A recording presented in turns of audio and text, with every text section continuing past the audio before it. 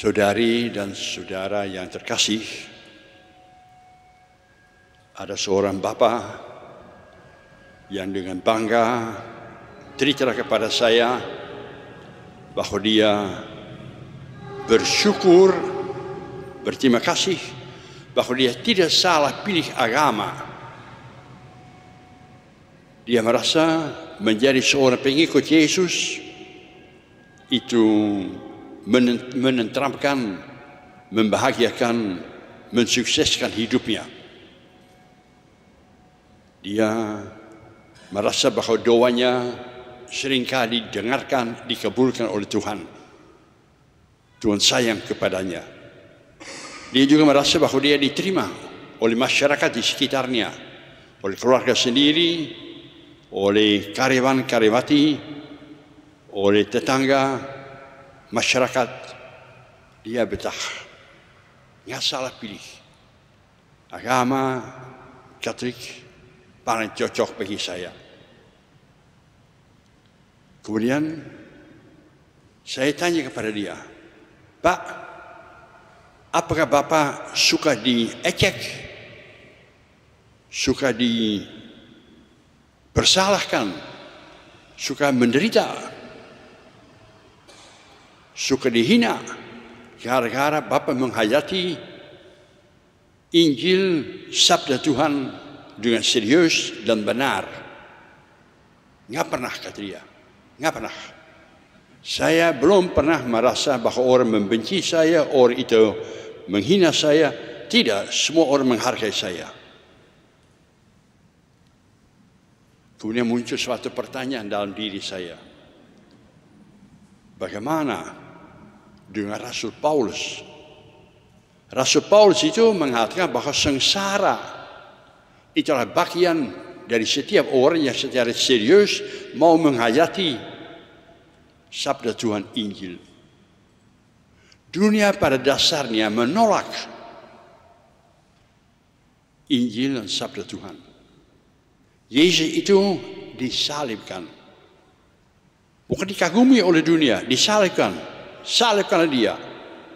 Paulus berkali-kali masuk dalam penjara gara-gara berani mewartakan Injil. Jadi tinggal suatu pertanyaan bagi saya. Apakah Tuhan menghendaki kita sengsara, kita menderita? Sebenarnya tidak. Sebenarnya tidak. Tuhan pengen supaya kita menjadi bahagia. Tapi kalau saja kita berani mengampuni saudara kita, membagi-bagi milik kita kepada orang-orang lain, mau memperhatikan orang-orang yang kecil, yang miskin, barangkali dunia akan mencemoohkan, dunia akan mengejek kamu. Sebabnya dunia pada dasarnya berbau egoistis, mikir diri sendiri saja. Bahaya bahwa kita kadang-kadang kompromi saja. Yang pentingnya saya rajin berdoa. Tetapi penghayatan Injil itu bukan hanya rajin berdoa, bukan hanya mencintai Tuhan, tapi juga mencintai sesama manusia. Dalam diri sesama manusia, kita berbakti melayani Tuhan sendiri.